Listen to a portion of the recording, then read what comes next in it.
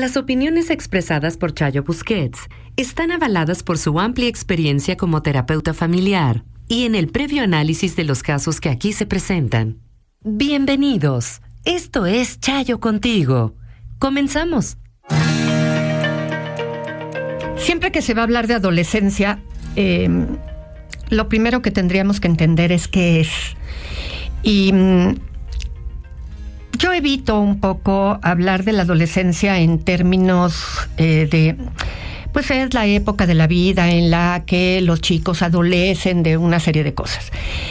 La realidad es que la adolescencia es la época en la que los chicos van a hacer todo lo posible por empezarse a separar de los padres o de quien haya fungido como figura de autoridad y de ser aquellas figuras principales de apego que se encargaron de ser quienes dieron afecto, aceptación y pertenencia una vez que ellos nacieron y los acompañaron durante la infancia. El apego es ese proceso necesario de dependencia emocional que un pequeño requiere desde que nace hasta que va a empezar la adolescencia, porque requiere tener forzosamente unos puntos de referencia para todo lo que implica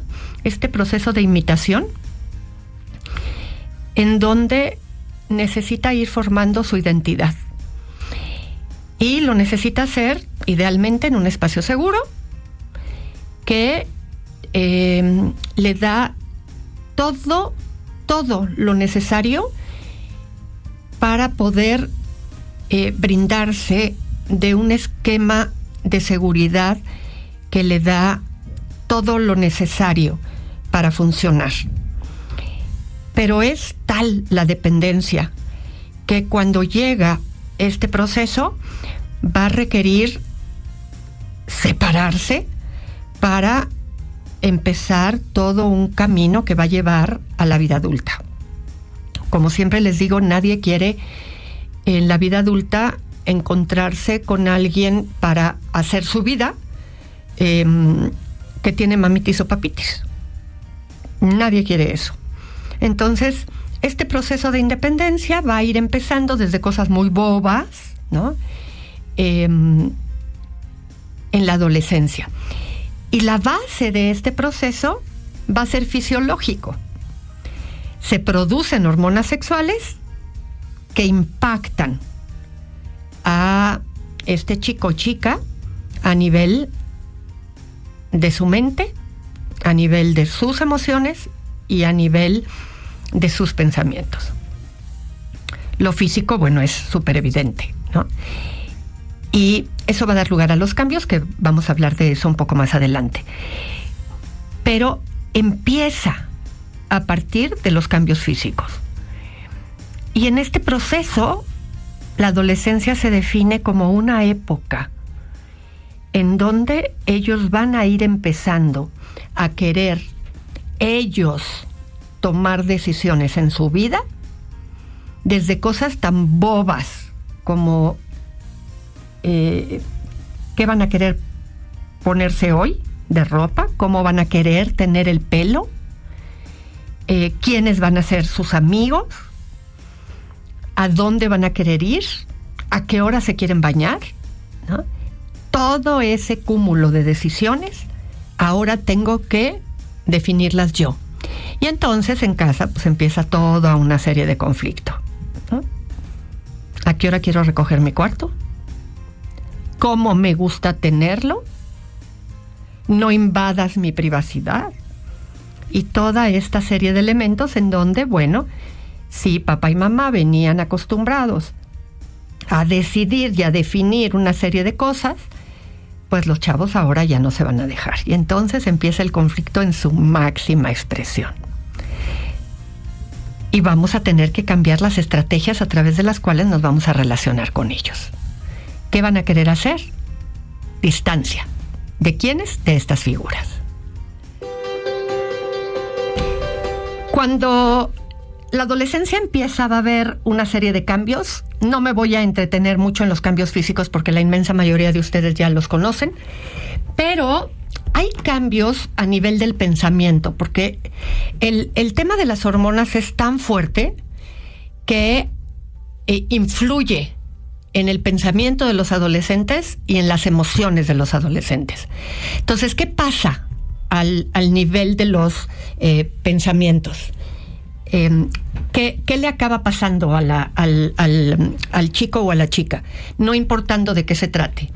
Cuando el pensamiento se vuelve un pensamiento intenso, lo que mayormente va a estar pasando con el chico es que el pensamiento se polariza. Y entonces una de las cosas que van a encontrar en ellos es que o las cosas son una porquería o están padrísimas. Les cuesta mucho trabajo encontrar el punto medio, o les cuesta trabajo encontrar, esto estuvo padre porque, no sé, si vieron una película, por ejemplo, es que esto estuvo padre la foto, pero la trama estuvo mala, pero tal persona actuó bien, pero el otro lo tendrían que haber modificado porque estaba artificial. No, le empiezas a decir, pero ¿a poco no tenía una súper buena fotografía? No, todo estaba horrible. No, pero a ver, había actores que, no, ninguno sirvió, ¿no? Pero si algo les gustó y quieres hacer un poquito de crítica sobre algo, no, es que no lo entendiste, es que tú no sabes de eso, es que estuvo buenísimo, es que lo tuvieron que hacer así porque... Pero además, y ahí es donde nos vamos a las emociones, hay una gran pasión. Y entonces, si eso estuvo bien, la pasión rebasa y es intensa. Pero si algo está mal, se enojan, no te terminan de dejar hablar, se ponen de una manera que verdaderamente el asunto estuvo terrible, y cuando eso pasa, entonces la conversación se trunca. Y entonces algo que está sucediendo siempre es que enojados hablan de odiar. Pero si están tristes, nada es bueno, la vida es una porquería, no sirve, están tristísimos y pueden llegar a llorar y a pensar que la vida no vale la pena. Pero si están contentos por algo, bueno, se enteran hasta los vecinos. Brincan de emoción, todo estuvo padrísimo y las cosas son lo más maravilloso del mundo. Entonces no te sorprendas porque de pronto te odia, de pronto te ama. De pronto eres el peor padre del universo y entonces quiere ir de tu casa y cuando cumpla 18 te va a abandonar porque eres lo peor que existe en el planeta. Todo ese proceso se está maquinando ahí porque las hormonas están con una gran intensidad y se van a ir acomodando poco a poco. ¿Quién tiene que tener cabeza fría y ser sensatos en ese momento? Los adultos que se están relacionando con ellos.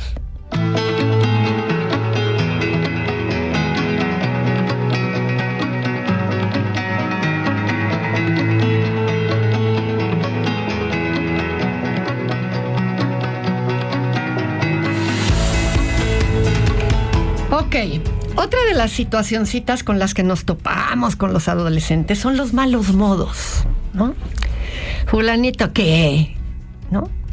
Y entonces, el tema es, ¿qué hacemos con los malos modos?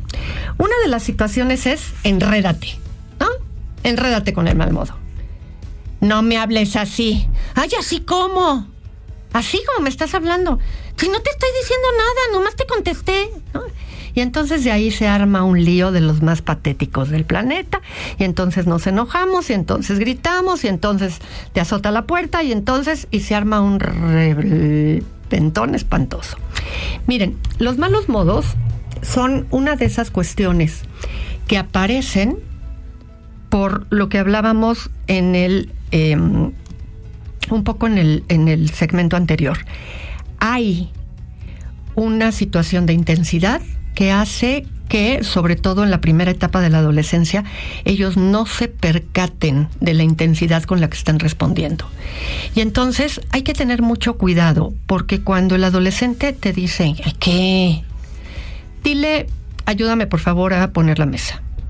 Ay, ¿por qué siempre yo y nunca mi hermano? Bueno, qué pena, me voy a fijar la próxima, pero en este momento ayúdame a poner la mesa. Porque si no te enredas, la situación va a seguir caminando y va a acabar poniendo la mesa. No te va a quedar estética la mesa, pero la va a poner. Si te enredas en el mal modo, la situación va a acabar en un pleito en el que azotó la puerta, se pusieron peor las cosas, no te puso la mesa y el ambiente de la casa queda terrible. ¿Qué vas a hacer después? Que alguna de las consideraciones que tú le sueles tener a tu hijo, cuando te lo pida, ay, ¿me ayudas con el no sé cuánto? No, mi amor, no tengo tiempo. Los chicos son adolescentes, pero no son idiotas. Y se van a ir empezando a dar cuenta que en la manera en la que te van tratando es la manera en la que van a ir obteniendo ciertas concesiones en el estilo y en la forma en la que también son tratados por ti. Entonces, de alguna forma, lo que tienes que ir buscando cuando se trata de los malos modos es que haya un cierto regulador. Pero lo que vamos a esperar con un hijo bien educado es que haga los ojos para atrás, que haga muecas, pero no que necesariamente no haya nada, porque la intensidad con la que la adolescencia aparece no va a permitir que todo el tiempo te diga, sí, gracias mami, con mucho gusto, ay sí, te acompaño, encantado de la vida. Eso no va a suceder nunca en la adolescencia. Ahora, ¿qué sucede? Y aquí hay un elemento importante, porque muchas veces los papás me dicen, no, pues es que a mí sí me dice hasta de groserías. Conmigo sí es un tema en el que estamos a peladeces, me avienta, incluso hasta me avienta las cosas. Y entonces yo ahí suelo preguntar, ¿de qué infancia viene? No, bueno, es que estábamos fatal. Ok. Si no tuviste una infancia con buenos hábitos y con buenos límites, ¿cómo esperabas una adolescencia en buenos términos? Ahí sí vamos a necesitar dar pasos verdaderamente importantes en cuanto a consecuencias, porque tú sola permitiste que las cosas llegaran alto. Y ahí muchas veces sí se va a necesitar ayuda profesional para dar el cambio. Y bueno, regresando a otra de las grandes características que es importante hablar cuando se trata de adolescentes, es la omnipotencia. Una situación que se presenta siempre con ellos es, a ellos no les va a pasar nada. Quieren salir, quieren andar en fiestas, quieren ir a todos lados, y los papás, no tienes edad, es que con cuidado, y la respuesta eterna es que ¿qué tiene de malo? Es que no me va a pasar nada. Es que ¿por qué? Es que. Y los papás están pensando siempre en el riesgo y ellos están pensando en las probabilidades.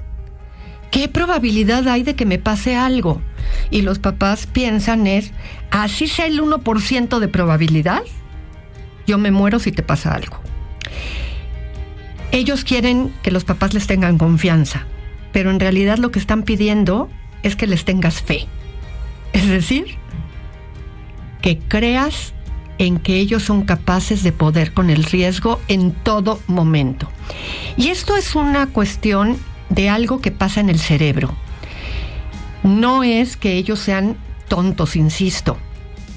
Lo que pasa es que en el cerebro hay una parte de su cabeza en la que en el mero centro del cerebro se está dando una distorsión de la visión de sí mismos. Y esto otra vez es culpa de las hormonas. Al haber tantísima hormona, se distorsiona la zona en donde se ve la autoimagen. Por lo tanto, ellos están completamente seguros de que si hubiera una situación de riesgo, ellos pueden con ese riesgo. Ellos van a ser capaces de salir bien librados. Porque sí ven el riesgo, pero están seguros de que pueden con el riesgo y de que van a salir bien librados. Y los adultos, que ya hemos caminado la vida y hemos madurado, sabemos que todos los seres humanos, incluidos los adultos maduros, somos vulnerables ante el riesgo. Ellos no. Cuando vayan ganando edad y van a ir ganando madurez, van a saber que sí son vulnerables y que eso no atenta contra la autoestima. Por lo tanto, un chico adolescente se sube a un coche y maneja 180 kilómetros por hora porque no le va a pasar nada. No se quiere poner el cinturón de seguridad porque no le va a pasar nada. Consume alcohol porque no se va a volver adicto si no es tonto. El tema es que el riesgo sí está ahí y puede él creer que sale a las 4 de la madrugada y si se topa con un delincuente, él le va a romper la cara a golpes y va a salir bien librado. Él puede enfrentar el riesgo. Y nosotros como adultos sabemos que eso no es posible. Por eso es que los adultos tenemos que cuidar a los adolescentes. Así tu adolescente te prometa todo lo que te quiera prometer, nosotros tenemos que estar conscientes de que resultado de la distorsión de la inmadurez de su cerebro. Así es que yo lo tengo que cuidar. ¿Se va a enojar conmigo? Sí, ni modo. Se contentará después. Y que la adolescencia dura muchos años y yo voy a tener que ir soltando despacio. Esta frase es la que repito y repito y repito. A un adolescente se le suelta despacio. ¿Y cómo vas a saber cómo irlo soltando? Cuando ya empiezas a notar que su comportamiento enseña, da pequeñas señales de que ya se cuida. Y bueno, lo último que no puedo dejar de decir sobre adolescentes es el grupo social. Este esquema del grupo social, sin duda alguna va a jugar un papel importantísimo en la adolescencia. Ojo, cuando digo grupo social, no significa que tu hijo tiene que ser ni el más popular, ni tener 800 amigos, ni que todos lo busquen, ni que él busque a todos, ni que tenga que ser un pachanguero. No, hay niños, adolescentes que son mucho más controlados, adolescentes que son mucho más de pocos amigos, que les gustan las cosas tranquilas, ¿ok? Pero de todas maneras el grupo social, así sea de 3 o de 300, va a ser importante. El asunto es que su punto de referencia van a ser los amigos. Te sustituye por los amigos. Le va a gustar el esquema de los amigos. Y que en ese contexto de los amigos, aunque haya amigos que a ti no te gustan, puedes reducir el tiempo para ir con los amigos, pero no de ninguna manera prohibir amigos. Cuando se trata del amigo que no te gusta, le dices, mira, no me da mucha confianza y por lo tanto es poco el tiempo que vas a convivir con él, con ella. Pero la responsabilidad siempre va a recaer sobre ti. Nada de, es que como él me dijo, es que como ella, no sé qué, pues ni modo que lo dejara solo. A ver, no me importa si cuando vas con él entonces te portas mal, lo demás. La responsabilidad siempre es tuya. Este tema de los amigos y del grupo social es largo. Tiene muchas implicaciones, así es que lo vamos a comentar, lo vamos a hablar en un programa completo. Pero es muy importante que entendamos que los amigos son importantes y los eligen ellos.